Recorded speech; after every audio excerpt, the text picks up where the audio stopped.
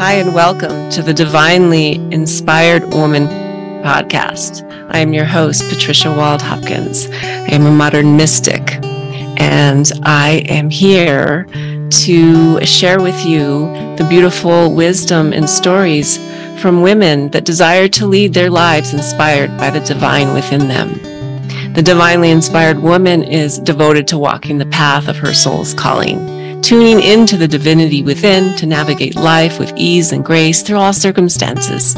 She cultivates beauty in her daily life. She is here to share the most authentic self each day through thick and thin. So I hope you will enjoy our show today and that you will leave with an infusion of inspiration for your soul and for your day and living your life.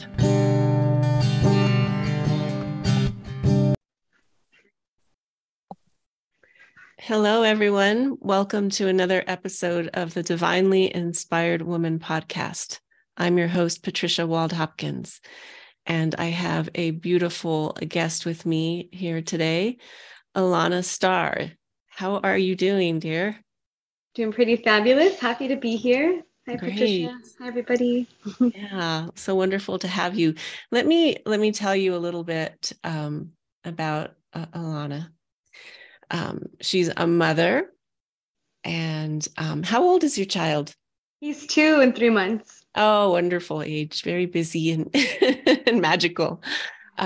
She's a certified clinical hypnotherapist, an author, a spiritual coach, a sacred song carrier, a researcher, writer, and Sophia Wisdom Keeper, who has dedicated herself to empowering others on their journey through integrating healing modalities, meditation, insightful, timeless wisdom, and sacred knowledge. She is also the creator of EarthDNA Forever Art Collection, where she preserves flowers, plant life, creating wreaths, ornaments, and more. That's so beautiful.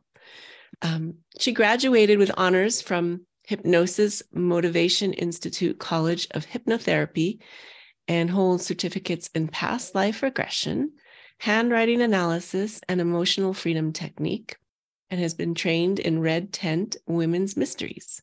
She keeps a current practice of studying multiple concepts focused on how to cosmically better know oneself, as well as understanding the connection between dis-ease and the spirit.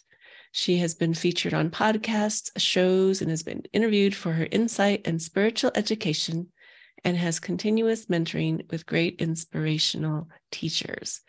Beautiful, beautiful, beautiful. Mm-hmm. Isn't it always nice to hear that reflected back to you, all those little goodies about yourself? Yeah. I really want to know a lot about it, a lot of different things about you, but is there something in particular that you would like to start with? I mean, you do so many different things. Yeah, I'm mostly stay-at-home mom right now. So when people ask me, what do you do? I truly am a jackness of all trades. I have many different interests and things that I'd like to do, and I've had to really kind of focus in on them over the years. Mm-hmm. Because I can do them all, but there's only so much time in a day to do them. Like I don't get to make as much art, but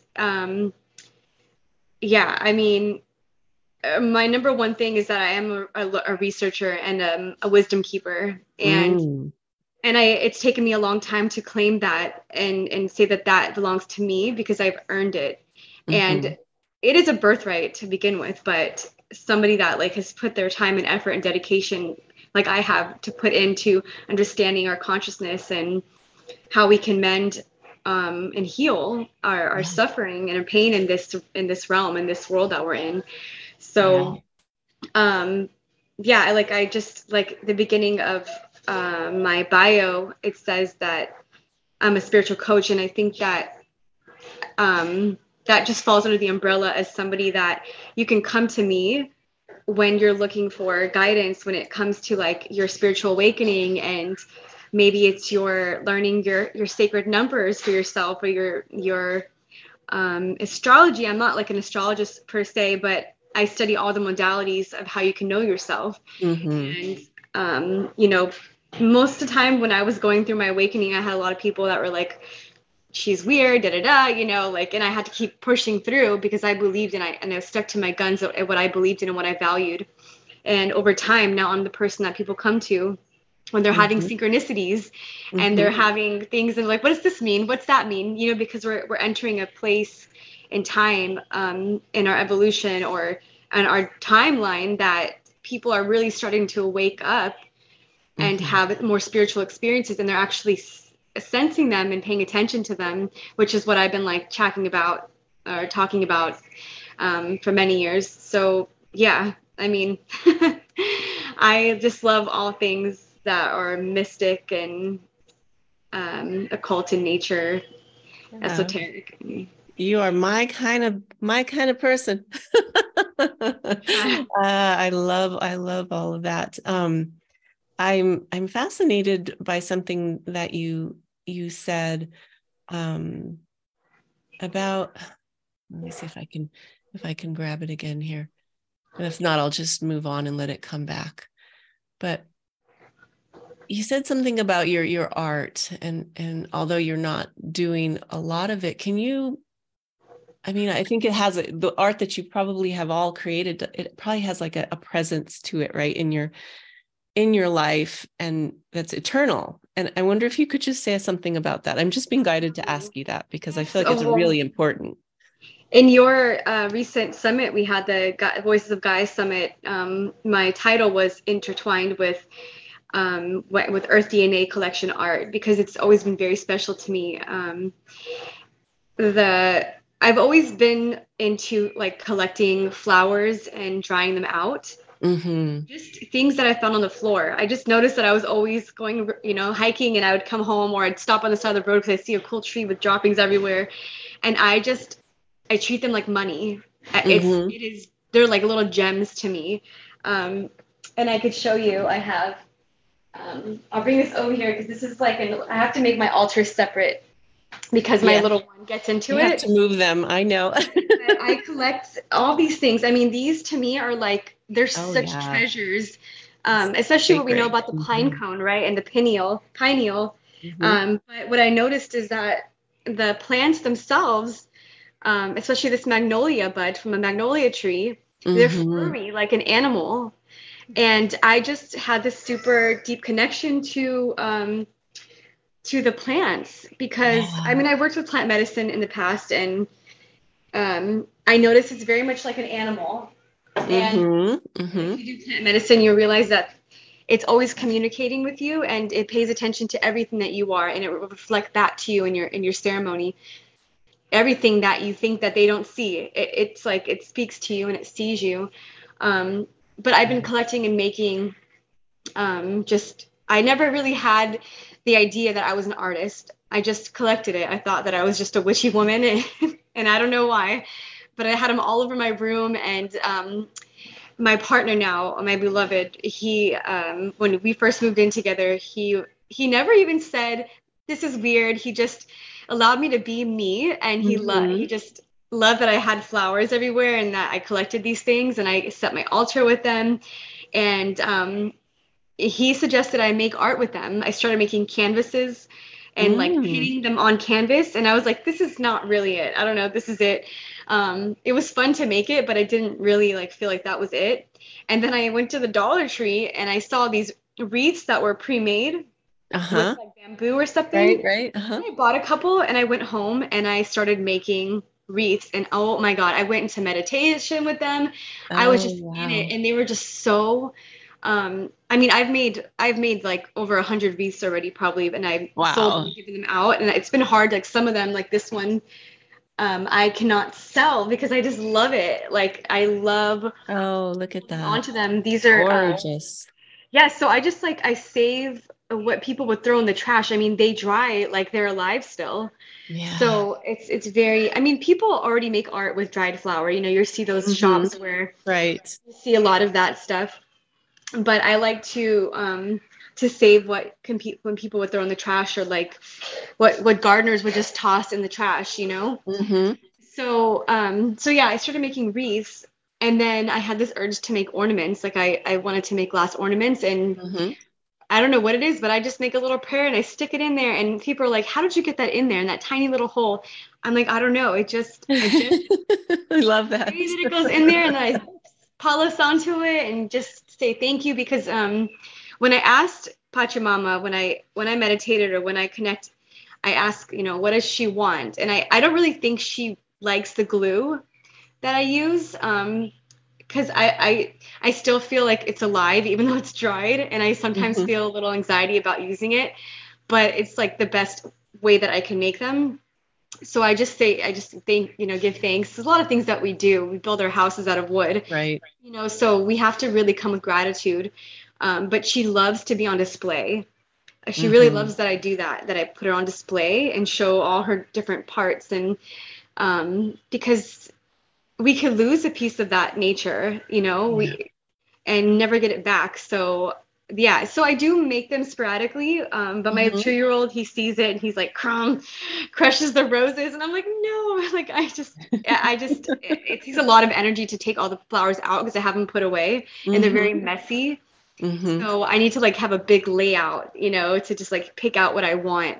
And my if you notice with this wreath, it's very symmetrical. Sometimes I make them uneven, but I usually have just what I need. Even if I don't plan it out first. I just start making it. I find it, and then I usually have exactly what I need to make it even. Oh, wow. So it's pretty cool. So, yeah, I can, you can leave a link to see the ornaments and stuff later. Okay, great. Yeah, definitely. We'll do that. No, yeah. beautiful. So as you can see, I'm very Beautiful. passionate about it, and I love it. And I love our planetary animal mother. So, yeah, it's my way to get to honor her beauty. No, that's just really a sacred process. It feels almost definitely like honoring, right? An honoring ritual, creating like in the way that you described it. I love that. I also had a question for you about we have to wait. I always have to pause so that I can receive the question. Yeah, I could learn to pause better too. To pause. The sacred geometry, like I really like in nature, right? You were maybe biomimicry, right? And so all those little seed pods in the flowers, right? They all contain the seeds of the sacred geometry. And so it's like you're almost infusing anywhere you put those with that alignment, right? That alignment to the divine, design of everything. So it was just something that I felt come through, and I wanted to presence it because I just think it's beautiful. So. It's funny you said that, because yesterday I took the same little furry thing I just showed you. I found it in my yard because I have a big magnolia tree that hangs over my front yard. Okay. And I picked a little thing up, and it just kind of came off easy. It was like a little fur, and I pulled it, and then on the inside was the exact same thing, cute and furry. Inside. It was like, that's the geometry. It's just like a rose. Yeah. You take it off, and it's just the same thing over and over. It's just inside of itself. Just like they say, the mother's seed, the baby's seed is inside the mother, already there. I believe that is exactly what we are with the plants, and it's all related. Even our palm looks very much like a leaf of a tree, of a plant. It's just fascinating to me, isn't it? I love all that. I trained as a biologist, so I love all of that, seeing all the patterns and the connections and things like that. So thank you for sharing about that. And we'll definitely put links in there so people can peek at some of these beauties that you have created. Yeah. So I wanted to ask you about, this is the Divinely Inspired Woman podcast. I giggle sometimes that I was given that title by Spirit. How do you just explained it through artwork, like it seems like you're divinely inspired when you create. I know that you also are a singer. Can you talk a little bit about that? Sure. Well, when I was younger, I always wanted to be a singer. Of course, I was wrapped up in the mainstream idea of what I thought a singer was. And, you know, I used to do covers in a cover band. I was fun, but I don't think I was that great because my timing was always my issue, because people can always tell that I'm a very quick person. I'm a manifestor in the human design. So I'm just like, you know, very quick and I guess ADD. But so that route was never mine. But, you know, when I found my experience with plant medicine, I I heard music a different way, and I got into the sound healing world. And I graduated HMI, the College of Hypnotherapy School, with 3 other women who also became interested in plant medicine. And we found ourselves in a band called the Shamanitas. Oh, I And love that. we actually just started kind of doing meditation experiences, and then we all had a voice. So we all, one of them is actually my sister-in-law now, and we started doing events together long before. And she introduced me to my first medicine song, which I sang yesterday during our 11/11 Goddess Tea Time that we did, called Earth Prayer. And that was my first medicine song that I really started sharing, and that's pretty much a tradition for me. But I've learned so many different intertribal songs that are passed down from different. You hear them in different ceremonies, or fire ceremonies, or cacao ceremonies. People use the drum. You know, I had never fully gotten down playing guitar, but one day I will. But yeah, so the songs, they're beautiful because they really activate your capital V voice. They activate something special in you, where it's not about the ego. It's not about performing. It's about giving that gift to spirit.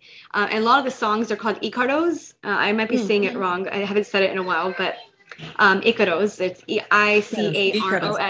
Okay. It's an indigenous a word for to blow smoke, but it means much else. But these songs are received usually by the language of the person or the plant and the tribe or wherever they're around. I mean, there's so much to it, so I'm kind of just pushing it into one thing. But some of these songs, they're given from the plants themselves. They're received from them, and the reason why I think they're so powerful is because you hear it and you resonate, and your voice, when you start singing it, it really does magic in our lives. It's healed a lot of people that I know. It's giving you a confidence that, because it's like I said, it's not about your ego. It's not about performing. It's about being present to the voice and to the sound. And it's really just the voice. You don't even need to play the instruments, but a lot of them sound great with ukulele or the sound bowls, or mantras, I mean, they're songs. I've learned songs in Japanese and Spanish and Sanskrit.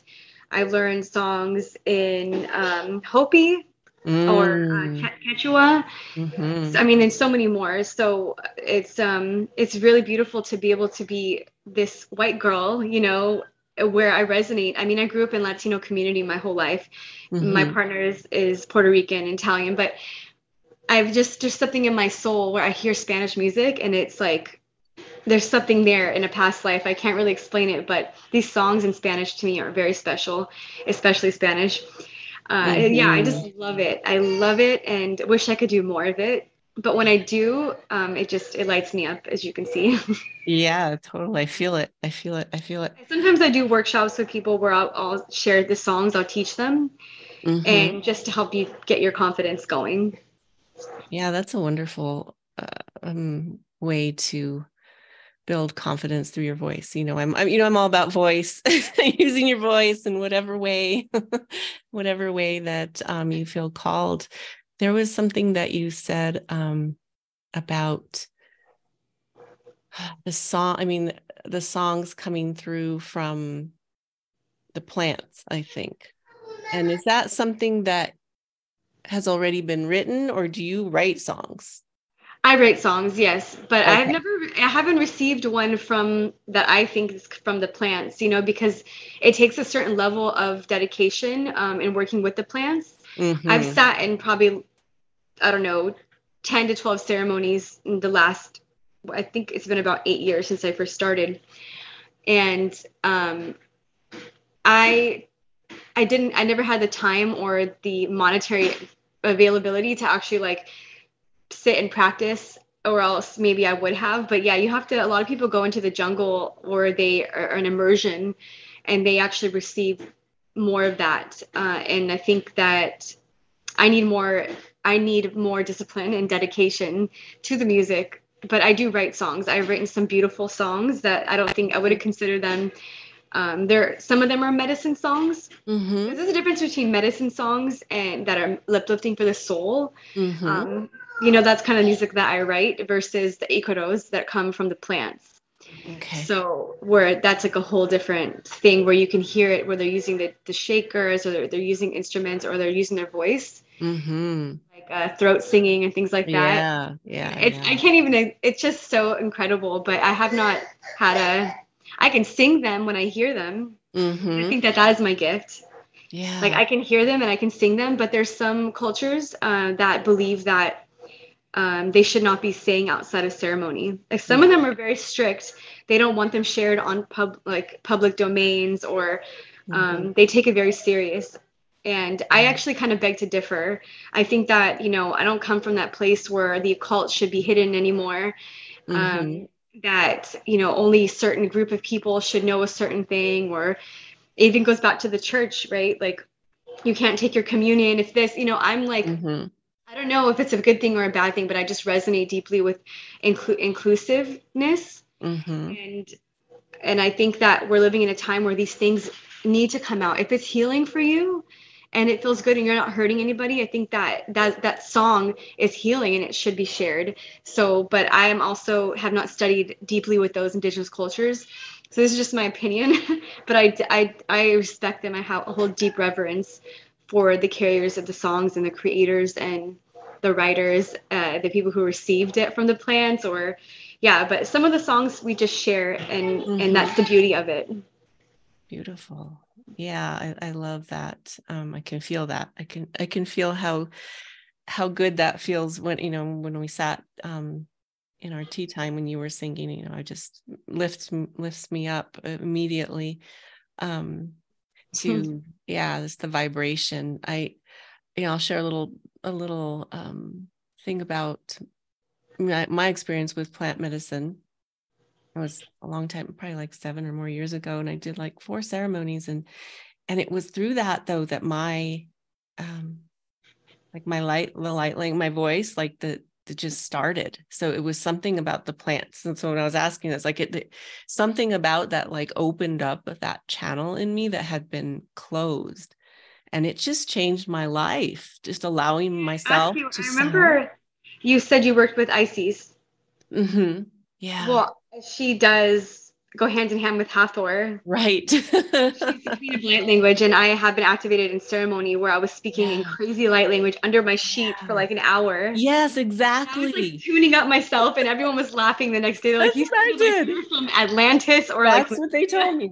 No, they said, well, maybe you sound like you're from Middle Earth or something, because mine were really deep tones. They were really, really deep. But it was just interesting when you said that, because I really think that there's something about, the plants like opening up the channels in your system to express in ways that we have forgotten, or they're dormant in our DNA. But anyhow, I don't want to talk about me. I just thought it was important to emphasize that connection between the plants and the power of the voice, enhancing the power of our voices to create beauty on earth.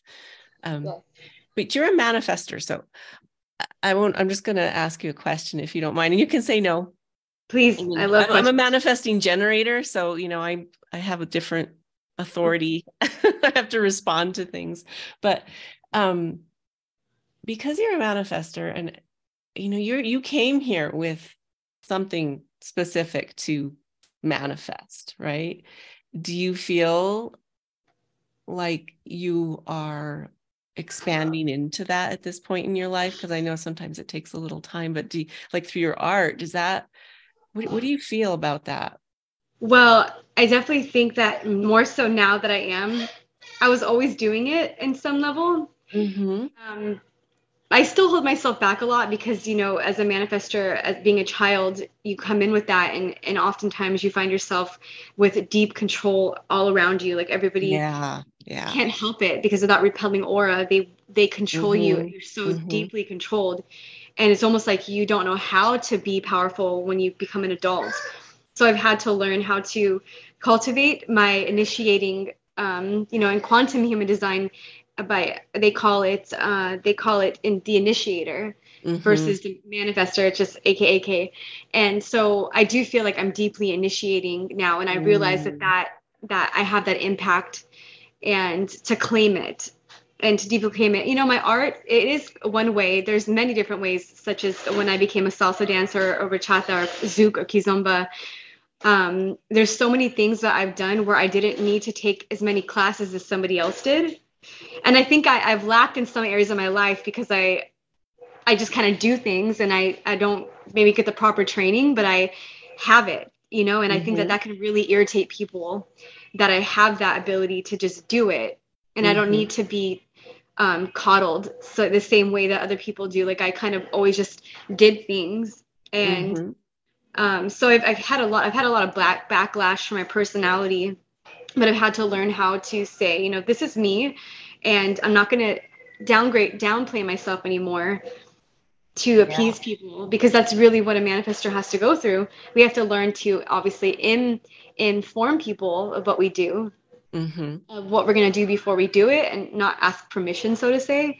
Yeah. But yeah, I definitely am embodying that more, so that I'm here to impact people and initiate, and that not everybody's going to like it, which is why I decided to start writing and sharing my experiences and hopefully inspire people. Yeah. I still don't share as much as I could, but I think that I wasn't ready, that now is the time that I'm ready for, and the direction that the earth is going into, that this is what I came here for. Yeah. That's what I'm asking you, because I can feel that creative energy, like it's focusing something. It's definitely learning to focus. And so yeah, like the art, because you brought up the art, it is something that I just started doing.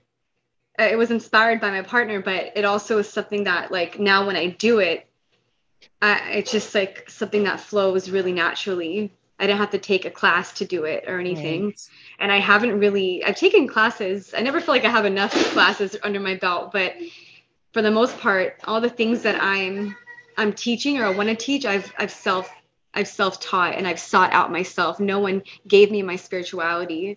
I felt it, and I followed it, and I had to keep looking for it and creating that for myself. Yeah. Yeah. The beautiful path of the initiator or the manifestor, right? You just know what you know. It's not easy, but it's fun. Yeah, that's a beautiful path. Manifesting generators are the time benders. You guys really make magic. I do bend time. I don't know sometimes how I do what I do, and people take heaven and earth in you. I just say, I don't know. Just do it. But I often forget to inform people. But some people might not know exactly, about human design and what we're talking about. But they're just different ways that we go about life, and there are some ways that are beneficial for us depending on our design, and some that will cause us a lot of I'd say just go look up human design and look at your chart, and then have somebody help you read it. Yeah, it's really a fascinating tool for higher consciousness. And Dan, did you want to share a little bit about your get to know you sessions and your celestial modalities? Tell us a little bit about that. Yeah, so I just started, it was kind of like a beta test. 2 weeks in a row, I did sessions called Get to Know You sessions, and it's cosmic intelligence. And a friend of mine told me that I should probably reword it differently. So I'm working on a way to rebrand the idea, so that way more people can understand it. Because I really want to help people that are just starting, that are like, but everyone was like, wow, this is really advanced. I feel like you're going to be teaching teachers. But I want to open the door for people that don't understand their destiny number, their life path number, their their name and what it means, and how it relates to your numbers. Because once you do all the connections, you'll find out that there's all related, everything, your human design, profile and authority, your gene keys, obviously, because they go together, your astrology, your nodes, north and south node, where you're going and where you're coming from. Your cardology, also known as cartomancy, which is the original playing cards. The people that play poker with those cards, they're actually tarot cards. The original 52 playing cards are the 52 weeks in a year. The 4 seasons are the 4 suits. Wow. So basically, yeah, and then also the I Ching, which you'll find that is relative to the human design, and which activates the gene keys. It's all Western, Eastern. It takes it all. And so if you can see the patterns, that there is something in all parts of the earth, Vedic astrology, where everyone's got a piece of this wisdom and we put it together, it's because spirit is really wanting us to become one and unify in what ways we can. And astrology helps us to discover, because it all goes back to astrology one way or another. It's a science. It's a law. It's a science. And so it helps us to see what we can offer each other and the gaps we fill in our relationships. Yeah. Because we are in, we came from the waters of life and we're in these ships and we are sailors, we're like sailing through, and then we activate each other and we help each other. So in ways that we don't have for one another. Like, for instance, I have no Libra in anywhere in my chart, and my partner is a Libra, and my son has a Libra rising. And so also the moon sign, and understanding how that relates. And so the get to know you sessions are just ways people can ask questions, and they can learn what websites to go to or how to break down their name, whatever it is that's just about getting to know you. And I use myself as an example really quickly. I'll just tell you to give a little synchronicity for people that my name, Alanna Starr Shimel, I have my mother and my father's last name. It all equals 8. That's my destiny number. My life path, or it could be backwards, excuse me, but life path, my birthday is 7/2/1988, which equals 8. Also, that's 88 is the year of the 8. And on top of that, I was born 7/2, identical numbers to my birthday, at 8:08 p.m.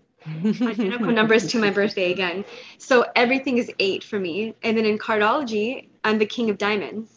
So the King of Diamonds is about higher values and mastery. And even about the 8 is also money, infinity, leadership. And so if you see the similarities, for me, I needed that so deeply so that way I can teach it and realize it. So I'm just thankful that I was able to catch all the similarities and the patterns and be able to bring that to the forefront for people to really come online to the synchronicities that the universe is trying to communicate with all of us in different ways. Yeah. It's so true. It's so true, because for my experience with looking at all the different systems too, is like, I could never see myself. I'm a 2/5. So I can't, it's hard for me to, like, I'm projected, right? Things project on me. And so those systems, like, it's like, oh, okay. That's why I do that, and it's almost validating in a way, not in a sense. What sign are you? What's that? What sign are you? Cancer sun, Cancer moon, Virgo rising. Oh, wow. I'm a Cancer. Wow. Wow, double Cancer. That's Cancer. Cool. You feel deeply. Yeah, I do feel. Hold that feminine frequency really well. Feminine frequency. Yeah. But it's just, I mean, I think the message, I think, for people who may not know these systems, is they give you, right? You might say this better than me, but they give you a peek into, like, the magic that you are, right? And they help you to align your life to support, at least, what is your experience with them? Because it's not just about finding out, it's like expanding into your fullest blossom, I guess. Like, my experience with what? I'm sorry, my little with one the systems, with all the systems, like. Well, I'll tell you that I didn't just find it and attach myself to it. I was deeply searching for something cosmic, because I felt it already. Yeah. Everything is a resonance.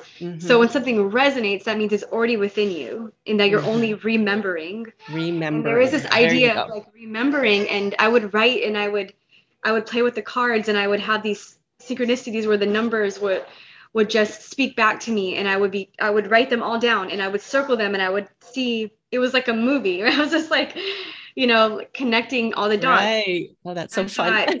Yeah. And so, but when I found astrology, it's taken me a really long time. It could take years to really fully grasp what it is. And you just can't tell me that's fake. Many people are the naysayers, the ones who are like, how can that be? Yada, yada, yada. It's because they're so deeply what's the word? Enraptured. I think I'm looking for inside the matrix. That they it's just so hard for them to believe that they have so much power over this world, you know, that they can really manifest their reality. And obviously my idea is that we are to use these systems to understand who we are, even though people think that it's evil or witchcraft. There's many people who think it's witchcraft, and I get scared. I used to get scared because I didn't want to be witch trial hunted. Like, I just want to know who I am at the deepest levels, my lineage, where we come from, the star systems that we possibly can come from. I look at that and I see that I came to it and I looked at them and I didn't attach to them, but I study them, and then I just add on to it. And I actually leave them alone for a while. I leave them alone, I move on, and then I find the similarities later where I'm like, okay, it all goes back to this. It's all going back to that.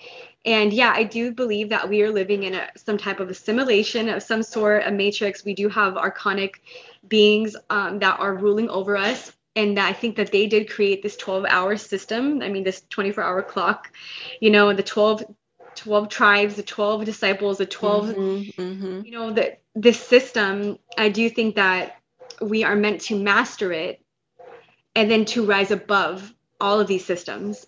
Yeah.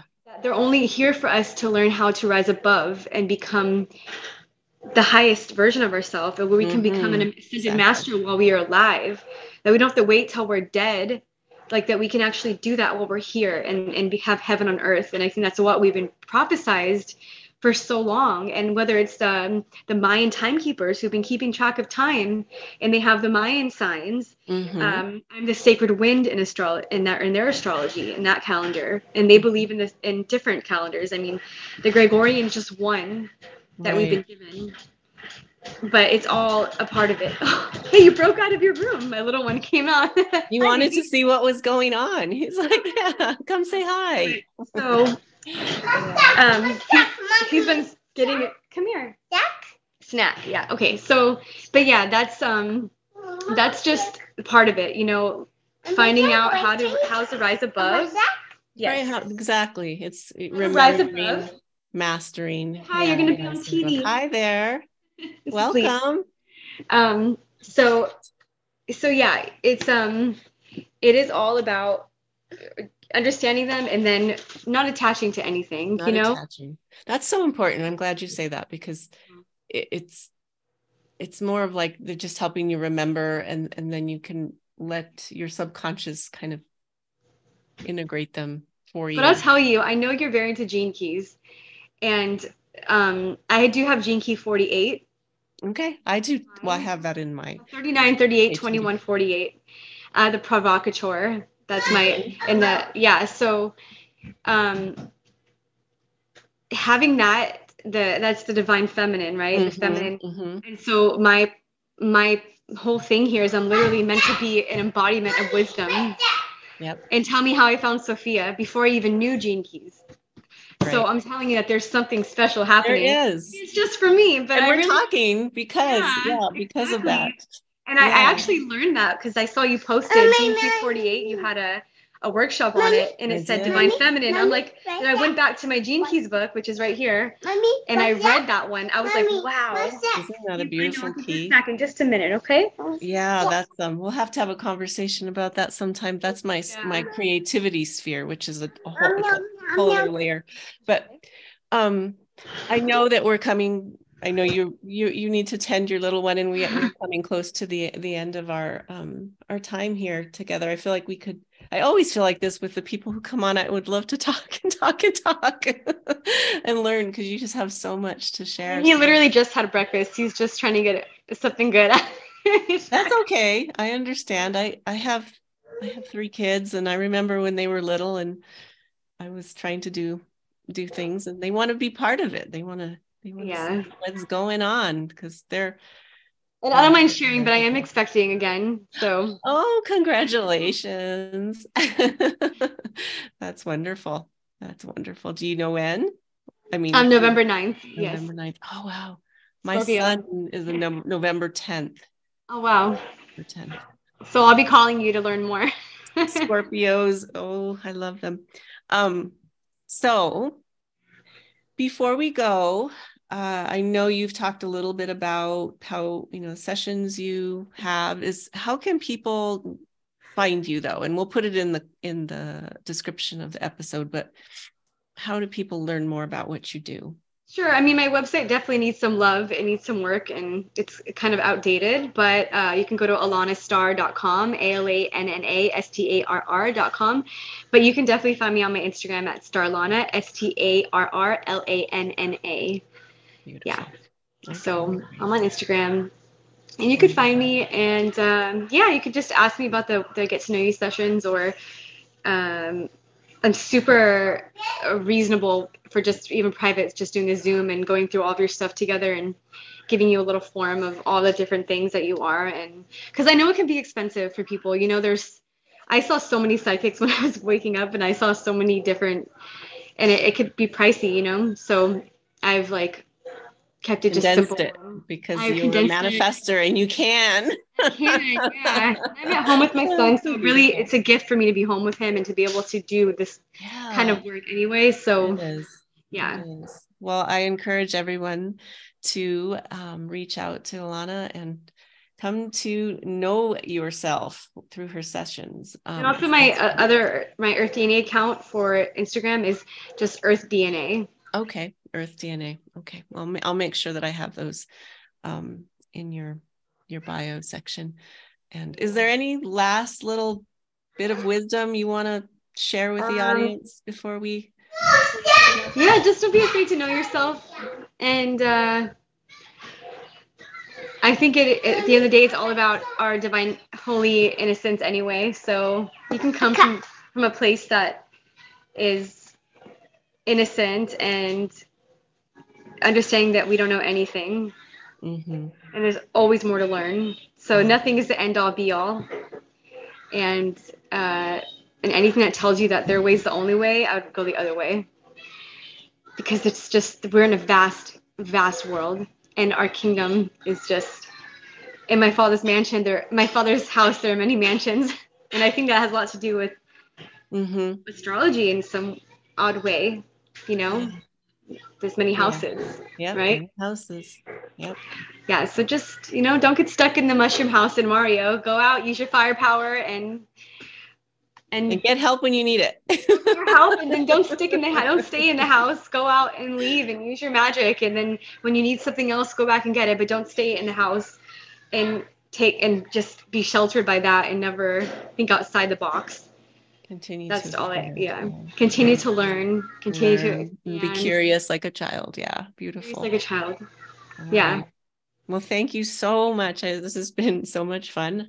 I love these kinds of conversations. Same. Thank you everyone for tuning in.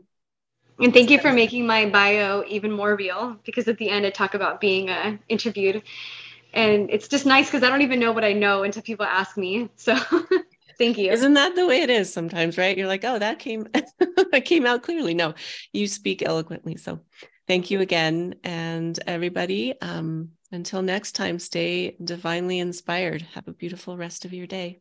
Thank you. Bye now. Thank you for listening to this episode of The Divinely Inspired Woman. Again, I am your host, Patricia Wald-Hopkins, and I am so glad that you joined us here today. I hope you left with some soul food to inspire your daily life. And if you would like to learn more about my work, please check out my website, patriciawaldhopkins.com, and you can find out more about my divinely inspired practice and tools. So, thank you again. Have a beautiful day. Hi, I'm dropping in here with an announcement about a program, a new mentorship that I am offering. It's called Voices of Gaia, and it's about bringing your voice, your leadership, your life in alignment with Gaia's guidance. So if you feel called to learn more about this program, it's a beautiful, rich program where we dive into your essence. And if you so desire, we develop your business around it and really blossom into your whole lifestyle,